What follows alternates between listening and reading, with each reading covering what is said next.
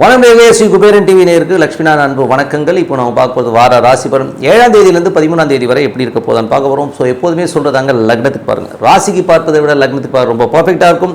உதாரணமாக ஒரு மகர லக்னம் விருச்சிக ராசின்னு நீங்கள் விருச்சிக ராசிக்கான பலன்களை பார்க்கணும், மகர ராசிக்கான பலன்களை பார்க்கணும் ரொம்ப பர்ஃபெக்டாக இருக்கும்.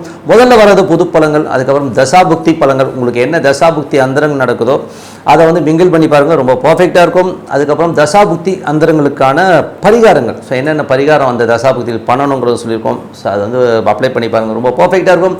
வீடியோட எண்டில் டிப் ஆஃப் த வீக் இருக்குது, மறக்காமல் பாருங்கள். கடகராசி. ஸோ கடகராசிக்கு வந்து பார்த்திங்கன்னா உங்களுக்கு ராசி அதிபதி சந்திரன் வந்து பார்த்திங்கன்னா உங்களுக்கு வந்து நல்ல வீடு சம்மந்தமான விஷயங்கள்லாம் ரொம்ப சிறப்பாக இருக்கும். குழந்தைகள் சம்மந்தமான விஷயங்கள் வந்து ஒரு பெரிய லெவலில் வந்து நீங்கள் முயற்சி பண்ணுவீங்க. சில நேரம் குழந்தைகள் மனசு நோரமான பேச்சுக்களும் இருக்கும். ஸோ கொஞ்சம் அந்த திங்கள் செவ்வாய் மட்டும் கொஞ்சம் கவனமாக இருக்கணும். அதுக்கப்புறம் எல்லாமே சிறப்பு தான். அதுக்கப்புறம் வந்து 2ஆம் அதிபதி. ஸோ 2ஆம் அதிபதியான சூரியன் வந்து உங்களுக்கு 12ல் இருக்கும்போது குழந்தைகள் வீட்டுக்காக குடும்பத்துக்காக நிறைய செலவு பண்ணுறமான விஷயங்கள் நிறைய இருக்கும். ஸோ கொஞ்சம் பார்த்துக்கணும். சில நேரங்கள் வந்து கொஞ்சம் எமோஷனான ஒரு டெசிஷன், ஒரு ஸ்ட்ரெஸ்ஸஸ் வர்றதுக்கான வாய்ப்புகளும் இருக்கும். ஸோ கொஞ்சம் கவனமாக இருந்துக்கணும். அதுக்கப்புறம் பார்க்கும்போது உங்களுக்கு 3 மற்றும் 12ஆம் அதிபதியான புதன் 12ல் இருக்குது. கொஞ்சம் அலைச்சல்கள் இருக்குங்க. இந்த டாக்குமெண்டேஷன் சம்மந்தமான விஷயங்கள், சில விஷயங்களுக்காக கொஞ்சம் அலையறமான விஷயங்கள் நிறைய இருக்கும். ஸோ அதை மட்டும் கொஞ்சம் பார்த்துக்கணும். சில நேரங்கள் வந்து பார்த்திங்கன்னா அதனால் ஒரு கொஞ்சம் கோவப்படுவீங்க. ஸோ அந்த கோவப்படாமல், ஏன்னா புதன் போகிறது வந்து இப்போ ராகுடைய சாரத்தில் போகும்போது கொஞ்சம் எமோஷன்ஸ் கொடுக்குறதுமான விஷயங்கள் இருக்கும். அதனால் கொஞ்சம் கவனமாக இருங்க. இளைய சகோதர சம்மந்தமான விஷயங்கள் கொஞ்சம் கவனமாக இருக்குது. நல்லது. டாக்குமெண்டேஷன்லாம் கையெழுத்து போடுறதுன்னு 1க்கு 4 வாட்டி பார்த்து கையெழுத்து போடுறது ரொம்ப ரொம்ப நல்லதுங்க.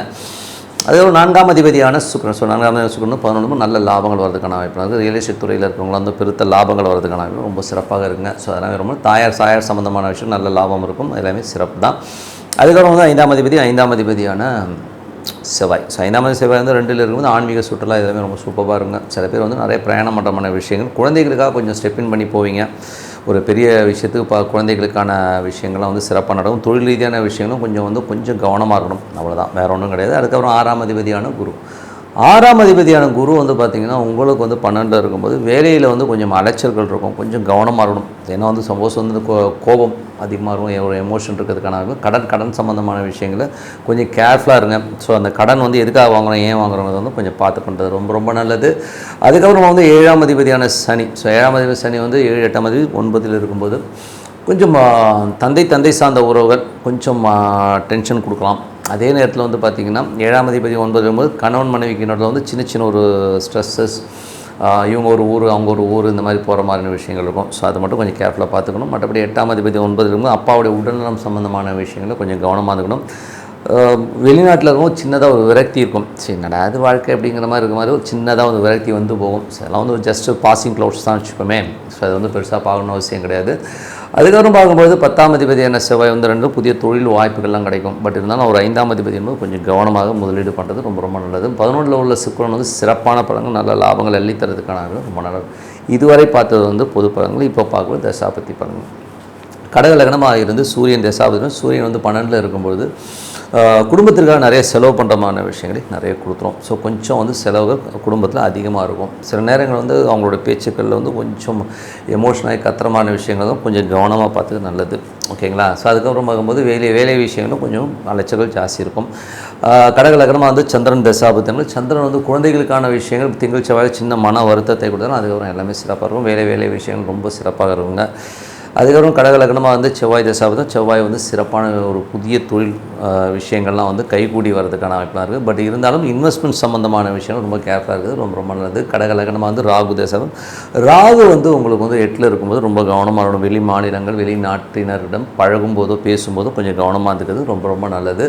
அதனால் வந்து கொஞ்சம் வந்து சின்ன ஸ்ட்ரெஸ்ஸஸ் வரும். ஸோ வெளிநாட்டில் இருக்கிறவங்க வந்து சின்னதாக ஒரு விரக்தி வந்து போகிறதுக்கான வாய்ப்புகளும் கொஞ்சம் கவனமாக இருக்கிறது ரொம்ப ரொம்ப நல்லது. அதுக்கப்புறம் வந்து கடக லக்னமாகிறது குரு தசாபுத்தி. அந்த குரு 12ல் இருக்கும்போது கொஞ்சம் வேலையில் வந்து ஒரு ஸ்ட்ரெஸ்ஸஸோ டென்ஷன்ஸோ இருக்கும். கொஞ்சம் எமோஷன் ஆகாமல் இருக்கிறது ரொம்ப ரொம்ப நல்லதுங்க. ஏன்னா ஏதாச்சும் ஏடாவிடமாக பேசிடும். அதே மாதிரி கணவன் மனைவி உறவுலையும் வந்து பார்த்திங்கன்னா சில நேரங்கள் வந்து ஏடாவிடமாக பேசி அதனால் வந்து ஒரு அவங்க கோச்சிக்கிறதுக்கான வாய்ப்புகளும் கொஞ்சம் கவனமாக இருக்கிறது ரொம்ப ரொம்ப நல்லது. கடக லக்னமாக இருந்து சனி தசாபுத்தி. அந்த சனி வந்து பார்த்திங்கன்னா உங்களுக்கு வந்து இப்போ இருக்கிறது வந்து 9ல் இருக்கார். ஸோ அது வந்து அவர் வந்து 7, 8ஆம் அதிபதி என்பது கணவன் மனைவி சில நேரம் வந்து ஹஸ்பண்ட் ஒரு ஊரில், ஒய்ஃப் ஒரு ஊர்லேருந்து போகிற மாதிரியான விஷயங்களும், சில நேரங்களும் ஒரு வேலை நிமித்தமாக அதிகமான அலைச்சல்களை கண்டிப்பாக கொடுத்துரும்.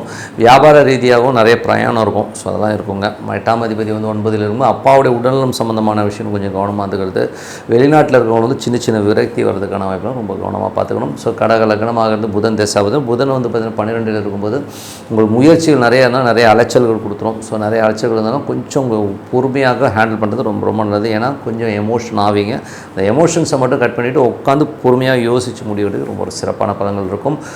கடக லக்னமாக இருந்து கேது தசாபதி, கேது வந்து உங்களுக்கு 2ல் இருக்கும்போது கொஞ்சம் வெடுக்குன்னு பேசுகிறது, அதனால் சின்ன வாக்குவாதம் வர்றதுக்கான வாய்ப்பு ரொம்ப கவனமாக இருக்கும். குடும்பத்தில் வந்து எல்லாத்தையும் ரூல்ஸ் பேசுகிறத வந்து ஸ்டாப் பண்ணிட்டீங்கன்னா எல்லாமே சிறப்பு தான். கடகலகனமாக வந்து சுக்கிரன் தசாபத்தி வந்து சுக்கிரன் 11ல் இருக்கும்போது சொத்துக்கள் சம்மந்தமான விஷயங்கள், ரியல் எஸ்டேட் சம்மந்தமான விஷயங்கள், வண்டி வாகனங்கள் வாங்கி விற்கிறது இதெல்லாம் வந்து பெருத்த லாபம் வர்றதுக்கான ரொம்ப நல்லாயிருக்கு. ஸோ அதெல்லாமே ரொம்ப சிறப்பாக இருக்குங்க. ஸோ கடக லக்னமாக இருந்து அந்த சுக்கிரனில் வந்து பார்த்திங்கன்னா நல்ல சிறப்பான விஷயங்கள், நல்ல விஷயங்கள்லாம் கண்டிப்பாக நடக்குங்க. ஏதாவது வீடு வாங்கணும் அப்படின்னு நினச்சிங்கன்னா வீடு அமைவதற்கான வாய்ப்பும் ரொம்ப நல்லா இருக்குங்க. ஸோ இதுவரை பார்த்து தசாபுத்தி பண்ணி இப்போ பார்க்க போகிறது பரிகாரங்கள். ஸோ பரிகாரங்கள் வந்து பார்த்திங்கன்னா சூரியன் தசாபுத்தி அந்தரங்கள் நடக்கிறவங்க என்ன மாதிரி பரிகாரம் பண்ணணும் அப்படின்போது, சூரியன் தசாபுத்தி அந்தரங்கள் நடக்கிறவங்க வந்து யாராவது வயதானவர்களுக்கு வந்து ஆடை வாங்கி கொடுக்குறது, ஒரு துணி மணி எடுத்து கொடுக்குறதுனால நல்ல லாபங்கள், அவங்களுக்கு ஒரு சாப்பாடு வாங்கி கொடுக்குறது சிறப்பான விஷயங்கள் நடக்கும்.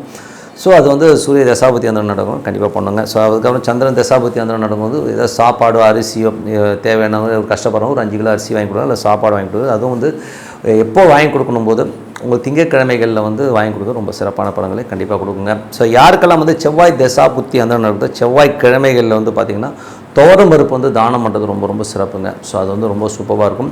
அப்படி என்னால் தோரம் பருப்புலாம் வாங்கி கொடுக்க முடியாது. செக்யூரிட்டி கார்ட்ஸ் இருக்காங்களா, பாவம் ரொம்ப கஷ்டப்படுற செக்யூரிட்டி கார்டுக்கெலாம் வந்து ஏதோ சாப்பாடு வாங்கி கொடுக்குறது, அவங்களுக்கு காசு கொடுக்குறது வந்து ரொம்ப சிறப்பான பலன்களை கண்டிப்பாக ஏற்படுத்தும். அதுக்கப்புறம் யாருக்கெல்லாம் ராகு தசாபுத்தி அந்தரங்கள் நடக்குதோ, ஸோ அவங்க வந்து பார்த்தா சனிக்கிழமைகளில் வந்து பார்த்தோம்னா கோதுமை தானம் பண்ணுறது ரொம்ப சிறப்புங்க. ஸோ கோதுமையை வந்து நீங்கள் தானமாக பண்ணிங்கன்னா ரொம்ப சிறப்பான பலன்களை கொடுக்கும். அப்படி இல்லைன்னா சப்பாத்தி வாங்கி கொடுங்க. ஸோ சப்பாத்தி வாங்கி யாருக்காச்சும் கஷ்டப்படுறோம் சப்பாத்தி வாங்கினா சிறப்பான பலன்களை கொடுக்குங்க. யாருக்கெல்லாம் வந்து குரு தசா புத்தி அந்தரங்கள் நடக்குதோ அவங்களுக்கெல்லாம் பார்த்திங்கன்னா உங்களுக்கு வந்து பார்த்தீங்கன்னா என்ன மாதிரி விஷயங்களை பண்ணும்போது மொச்சை பயிர்களை வாங்கி கொடுக்குறது ரொம்ப நல்லது. சப்போஸ் எனக்கு வந்து மொச்சை பயிரெலாம் வாங்கி கொடுக்க முடியாது சார் அப்படின்னா யாராச்சும் பெண்களுக்கு வந்து யாராச்சும் ஆடை தானம் பண்ணுறது ரொம்ப சிறப்பான பலன்களை கண்டிப்பாக கொடுத்துருங்க. அதுக்கப்புறம் பார்க்கும்போது யாருக்கெல்லாம் வந்து சனி தசாபுத்தி அந்தரங்கள் நடக்குதோ ஸோ அவங்க வந்து என்ன பண்ணணும் போது சாப்பாடு யாருக்காச்சும் வந்து சனிக்கிழமைகளில் வந்து சாப்பாடு வாங்கி கொடுக்குறது, இல்லை கஷ்டப்படுறவங்க ஒரு 5 கிலோ அரிசி வாங்கி கொடுக்குறது, இந்த மாதிரி விஷயங்களும் ரொம்ப சிறப்பான பலன்களை கண்டிப்பாக கொடுக்குங்க. யாருக்கெல்லாம் புதன் தசாபுத்தி அந்தரங்கள் நடக்குதோ புதன் வந்து பார்த்திங்கன்னா உங்களுக்கு வந்து யாருக்கா சின்ன குழந்தைங்களுக்கு வந்து பென்சில் பேனா ஃபீஸ் கட்டுறது எல்லாமே ரொம்ப சிறப்பான. அது மட்டும் இல்லைன்னா ஒரு கோதுமை வாங்கி கொடுக்கலாம். ஸோ கோதுமையோ இல்லாட்டி வந்து ஒரு சப்பாத்தி ஏதாச்சும் வாங்கி கொடுத்து சிறப்பான பலன்களை கண்டிப்பாக கொடுத்துருங்க. அதுக்கப்புறம் பார்க்கும்போது யாருக்கெல்லாம் கேது தசாபுத்தி அந்தரங்கள் நடக்குதோ ஸோ அவங்கெல்லாம் வந்து என்ன மாதிரி விஷயங்களே பண்ணணும் அப்படின்னும் போது அவங்க வந்து மொச்சை பயிர்களை வந்து தானம் பண்ணுறது ரொம்ப சிறப்புங்க. ஸோ மொச்சை பயிரில் வந்து பார்த்திங்கன்னா கொடுக்கலாம். அப்படி இல்லைன்னா யாராச்சும் பெண்கள் யாராச்சும் வந்து கஷ்டப்படுற பெண்களுக்கு வந்து துணிமணி தானம் பண்ணுறது ரொம்ப சிறப்பான பலன்களை கொடுக்குங்க. ஸோ அதுக்கப்புறம் வந்து வேறு என்னங்க, மற்றபடி வந்து எல்லாமே சிறப்பு தான். என்னை பொறுத்தவரை வந்து பார்த்திங்கன்னா இந்த தானம் தர்மங்கள் வந்து அந்த கிழமைகளில் பண்ணும்போது சிறப்பான பலன்களை கண்டிப்பாக கொடுத்துரும். இப்போ பார்க்க போகிறது பார்த்திங்கன்னா tip of the week. So tip of the வீக்கில் வந்து இப்போ நம்ம பார்க்க போகிறது நிம்மதியான வாழ்க்கை வாழ என்ன பரிகாரங்கிறத பார்க்க போகிறோம். ஸோ நிம்மதியான வாழ்க்கை என்னும்போது நிறைய பேருக்கு வந்து நிறைய குறைகளோட நிறைய சிக்கல்களோடு தான் இருக்கும். ஸோ எனக்கு வந்து இது ஜாதகம் இல்லை சார் இது இல்லைன்னா நீங்கள் ஒரே விஷயத்தை பர்ஃபெக்டாக பண்ணிவிட்டோம். ஒரு பர்டிகுலர் டைம் அது வந்து விடிய காலையில் இருக்கிறது வந்து ரொம்ப ரொம்ப நல்லதுங்க. ஸோ அது வந்து நம்ம ரொம்ப பிரம்ம முகூர்த்த வேலைன்னு சொல்லுவோம். பிரம்ம முகூர்த்த வேலைங்கிறது வந்து விடிய காலையில் 3 மணிலேருந்து ஸ்டார்ட் ஆகி 6 மணி வரை இருக்கும். நீங்கள் அதுக்குள்ளே நீங்கள் 4:30 மணிக்கு எழுந்திரிக்கலாம், 5 மணிக்கலாம். பட் அந்த டைம்ங்கிறது ரொம்ப சூப்பரான ஒரு டைமாக இருக்கும். அந்த காலகட்டத்தில் வந்து நம்ம வந்து ஒன்றும் இல்லை, ஒரு சின்னதாக விளக்கு, நீங்கள் எந்த மதமாக இருந்தாலும் சரி என்ன மதம் இருந்தாலும் சரி ஒரு விளக்கு ஏற்றிட்டு அமைதியாக உட்காந்து உங்களுக்கு பிடிச்ச இஷ்ட தெய்வம் எதுவாக வேணால் இருக்கலாங்க. இஷ்ட தெய்வமாக இருக்கலாம், இல்லை உங்கள் குலதெய்வமாக இருக்கலாம், ஏதாக இருந்தாலும் சரி அந்த விளக்கு ஏற்றிட்டு உட்காருங்க. அதுக்கு நீங்கள் வந்து என்னை குளித்து நான் ரொம்ப க்ளீனாக அப்படியே வந்து குளித்து பட்டையெல்லாம் அடிக்கணும்னா சொல்லவே இல்லை. பூ போடணும் அது போடணும் வத்தி இருந்தாலும் சும்மா ஒரு விளக்கு ஏற்றிட்டு ஜஸ்ட்டு உட்காந்து மெடிடேஷன் பண்ணுங்கள். உங்கள் தெய்வத்தை ஜபம் பண்ணுங்கள். ஸோ உதாரணமாக ஒரு கணபதினு வச்சுன்னா ஓ மகானவன். இப்போ எனக்கு கடன் தொல்லை இருக்குது, வழக்கு தொல்லை இருக்குன்னா கணபதியை வேண்டுங்க. இல்லைங்க நான் கணபதியோட ஆஞ்சநேயர் வேண்டாம். ஸோ இந்த மாதிரி கடன் சம்மந்தமான விஷயங்களுக்கு வந்து கணபதியையும் ஆஞ்சநேயரும் வந்து விடிய காலில் வந்து நீங்கள் வந்து பிரார்த்தனை செய்யும்போது சிறப்பான பலன்களை கொடுக்குங்க. ஸோ எனக்கு வந்து நல்ல கணவன் அமையணும் அப்படின்னு நினைக்கிறவங்க வந்து காலையில் எழுந்து ஒன்றும் இல்லை, ஃபேஸ் வாஷ் பண்ணாலே போதும். ஃபேஸ் வாஷ் பண்ணி விளக்கேற்றிட்டு முருகப்பெருமானை வழிபாடு பண்ணுறது வந்து நல்ல ஒரு கணவன் அமைவதற்கான ஒரு பெண்ணுக்கு அருமையான ஒரு கணவன் அமையான செவ்வாய்க்கு அதிபதியான முருகப்பெருமானை வணங்குவதனால் சிறப்பான பலன்களை கண்டிப்பாக எதிர்பார்க்குங்க. அதுக்கப்புறம் பார்க்கும்போது யாருக்கெல்லாம் வந்து நிலபுலன்களால் வந்து ஒரு பிரச்சனை இருக்குது, எனக்கு வந்து நிலபுலன்கள் வந்து ஒரே சங்கடமாக இருக்குங்க அப்படின்றவங்க வந்து பார்த்திங்கன்னா நீங்கள் வந்து பெருமாள் வழிபாடு, அதுவும் வந்து பார்த்து காலையில் எழுந்து ஒரு பெருமாள் வழிபாடு பண்ணுறதோ, பெருமாள் சம்மந்தமான ஸ்லோகம் சொல்கிறதோ, இல்லை ஓம் நமோ நாராயண ஓம் நமோ நாராயண சொன்னாலும் சிறப்பான பலன்கள் நிலபலங்களாக வரும். ஸோ இந்த தாய்மாமன் உறவுலையும் வந்து பார்த்திங்கன்னா ஏதாவது பிரச்சனைகள் இருக்குன்னா அதெல்லாம் கிளியர் ஆகிறதுக்கான வாய்ப்புலாம் வந்து அந்த புதன் வந்து இருக்கும். அது நிலபுலன்களாக எனக்கு சொத்துக்களில் வந்து கேஸ் இருக்குது, பிரச்சனை இருக்குன்னு நீங்கள் வழிபாடு பண்ணுங்கள், சிறப்பான பலன்களை கண்டிப்பாக கொடுத்துரும். அதுக்கப்புறம் வந்து பார்த்திங்கன்னா சட்ட ரீதியான விஷயங்கள், ஸோ ரொம்ப சட்ட சிக்கல் இருக்குது, கோர்ட் கேஸ் இருக்குனாலும் நீங்கள் கணபதியும் ஆஞ்சநேயம் வழிபாடு பண்ணுற ரொம்ப சிறப்பான விஷயங்களை கண்டிப்பாக கொடுத்துருங்க.